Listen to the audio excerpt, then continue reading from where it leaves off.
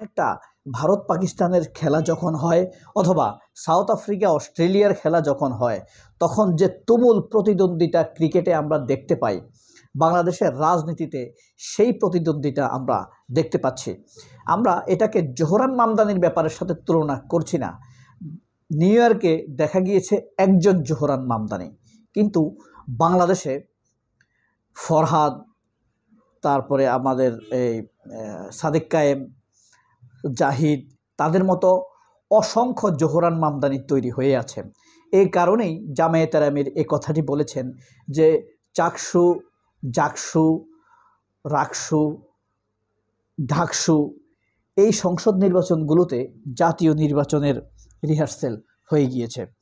তো চমক শুধু এটা না, ছক্কা শুধু এখানে দেখার নাই।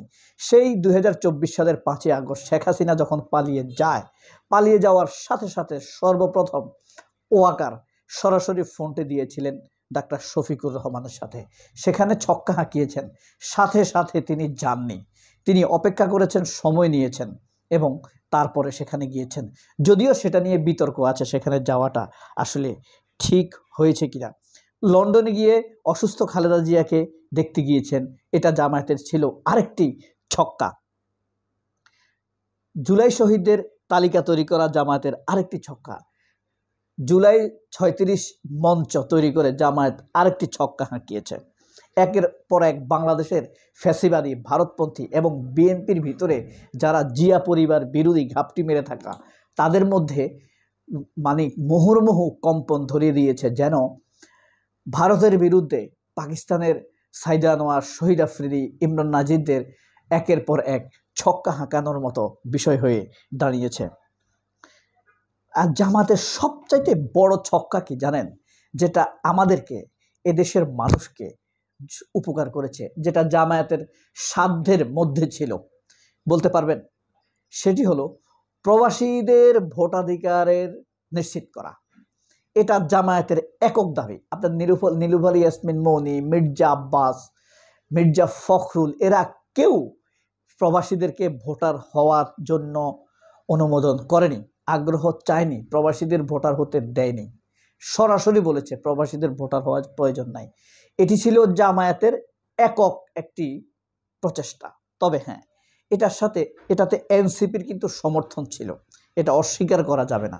জোর সমর্থন ছিল, জুনায়েদ সাকির জোর সমর্থন ছিল, চরমনায়ের হুজুরের জোর সমর্থন ছিল।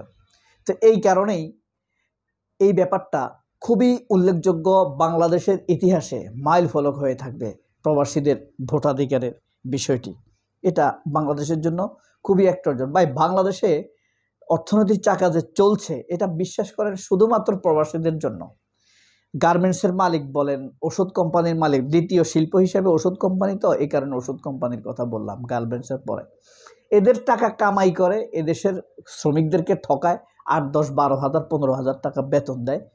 বিদেশে একটা গেঞ্জির দাম একটা গেঞ্জির দামও বেতন দেয় না একজন গার্মেন্টস শিল্পীকে। আমি শ্রমিক বলি না, আমি বলি এদেরকে শিল্পী। তো এদেরকে ঠকায় এরা আবার টাকাগুলো বিদেশে নিয়ে যায়। এরা ব্যাংক দেয়, গুলশানে বাড়ি করে, শত কোটি টাকার ফ্ল্যাট কিনে। এরা প্রবাসী, এরা বাংলাদেশের অর্থনীতিতে খুব একটা এটা চমক দেখায়, এরা ব্যক্তিগত উন্নতি করে, কিন্তু সর্বোপরি বাংলাদেশের সরকারের উপকার হয় এই প্রবাসীদের কারণে। যাই হোক, এই যে জামায়াত নেতা যে ঘোষণা দিয়েছেন, হ্যাঁ, শফিকের ছক্কা, জামায়াতের শফিকের ছক্কা,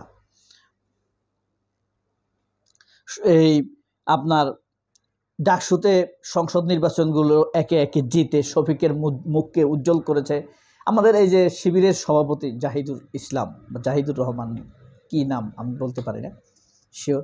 সে একজন সৌভাগ্যবান ছাত্রনেতা, কারণ তার অধীনে দেখেন চারটি সংসদে, রাকসু, জাকসু, চাকসু, ডাকসু, চারটি, আরেকটি আছে গণবিশ্ববিদ্যালয়, পাঁচটি বিশ্ববিদ্যালয়ের ছাত্র সংসদে নিরঙ্কুশ বিজয়। এখানে মঞ্জুরুল ইসলাম সাহেব অসাধারণ নেতা, ছাত্র নেতা।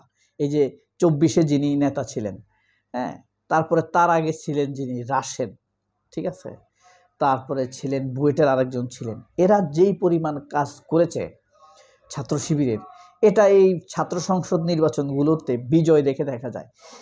আমি বলছি না এই বিজয় একা জাহিদুর রহমানের, না, এর পিছনে প্রচুর কাজ রয়েছে। রাফে সালমান রিফাত, তারপরে আপনার আসিফ সিবাগাত ভুঁইয়া, সিবগাতুল্লাহ, তারপরে কেন্দ্রীয় সভাপতি আপনার মঞ্জুরুল ইসলাম, রাশেদ, এরা আরও আছে। ধরেন সাদেক কায়েম যখন জন্মগ্রহণ করে তখন মঞ্জু শিবিরের আরেকজন আছে না, এই যে এখন এবি পার্টি করে, এবি পার্টি যখন শিবিরের সভাপতি ছিল, সে তো একসময় শিবির করতো, তখন ডাকসু সভাপতির জন্মই হয়নি। তাহলে তাদের পরে কে সভাপতি হলো? তাদের প্রত্যেকের অবদান আছে এদের পেছনে। তাহলে বুঝেন তারা কি পরিশ্রমটা করছে বাংলাদেশের ছাত্রদেরকে নিয়ে এই আমূল পরিবর্তনের ক্ষেত্রে। এটা নিয়ে একটা আলোচনা করব। ওইভাবে আমাকে অনেকে কমেন্টসে লেখে সুন্দর করে এডিট করার জন্য এটা সেটা। আসলে আমার আপনাদের সাথে একটা ডিসকাস সেটিং, আলোচনা সেটিংয়ের জন্য আমি একটা আলোচনার মতো করে আপনাদের সাথে করি। কথার চাইতে বড় চিত্র আর কি হতে পারে। আর আমার ভিডিওটা দর্শক একটু কম অন্যদের তুলনায়, কিন্তু এই দর্শকগুলো একটু বেশি সচেতন। কারণ এরা আমার ভিডিও যারা দেখে তারা মিডিয়া নিয়ে ভাবে, সাংবাদিক নিয়ে ভাবে, সাংবাদিকের নৈতিকতা নিয়ে ভাবে, তারা দেখে আমার ভিডিও, ঠিক আছে? এই কারণে একটু ব্যতিক্রম তারা। আমিও একটু সাংবাদিকের ভুল ত্রুটি ধরে তো কেউ ভিডিও বানায় না, সাংবাদিকের অসততা ধরে তো কেউ ভিডিও বানায়। আমি খালেদ মহিউদ্দিনকে নিয়ে ভিডিও বানাচ্ছি সেই 2 বছর আগ থেকে, 3 বছর আগ থেকে। তখন কম ভিউ হতো, আরও কম ছিল আমার ঠিক আছে? তো এই যে তাহের ফোন করে মির্জা ফখরুলকে আলোচনার জন্য ডাক দিয়েছে, তারপরে আপনার আলোচনার জন্য ডাক, সারা দেশে বাংলাদেশের ছাত্রাবাসগুলোতে যে বিজয়, তাদেরকে সংবর্ধনা দেওয়া হয়েছিল গতকালকে। এই যে ছাত্র সংসদ নির্বাচনে যারা বিজয় হয়েছিল তাদেরকে সংবর্ধনা দেওয়া হয়েছিল, মানে গ্লোরিয়াস সংবর্ধনা দেওয়া হয়েছে, বুঝছেন? তারা এসেছে নিজে রাজশাহী থেকে, সবাইকে বিমানে নিয়ে আসা হয়েছে, কথা বুঝছেন?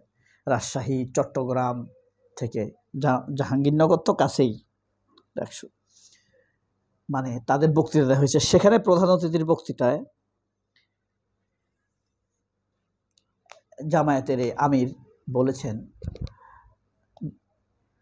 ছাত্র সংসদ নির্বাচনগুলোতেই, ধরেন ছাত্র সংসদ নির্বাচনে আপনি ফেলে দিবেন ঢাকা ইউনিভার্সিটির 40,000 ছাত্র, এরা হলো মোস্ট ইনফ্লুয়েন্ট, এবং influentive also their native area. 40,000 student 40,000 গ্রামে পড়ে। বাংলাদেশে এখন কত হাজার গ্রাম আছে? এরশাদের একটা প্রজেক্ট ছিল, পল্লী বন্ধু এরশাদ বলতো তাকে, 85,000 গ্রাম ছিল তখন। এখন কত? 1,14,600 কত গ্রাম না গ্রাম আছে। এরা এক একটি গ্রামে পড়ে। ধরেন 40,000 স্টুডেন্ট 40,000 গ্রামে, এরা ওইসব গ্রামের সবচাইতে আলোকিত ছাত্র, সবচাইতে মেধাবী ছাত্র। এদের কথা শত শত মানুষ শুনে। এরা গ্রামে গিয়ে বলবে না আমরা শিবিরকে ভোট দিয়েছি, এরা ক্যাম্পেইন করবে না, এরা সাইলেন্ট ক্যাম্পেইনে অংশগ্রহণ করবে, বুঝতে পারছেন? এদের কথার মানুষ মূল্য দিবে। ছক্কা কোথায় গিয়ে পড়ে, ছক্কা মেরেছে জামায়াত, কিন্তু বল কোথায় গিয়ে পড়ে এটা খুঁজে পাবে না বিএনপি। সবাই অনেক ভালো থাকবেন। আল্লাহ হাফেজ, আসসালামু আলাইকুম।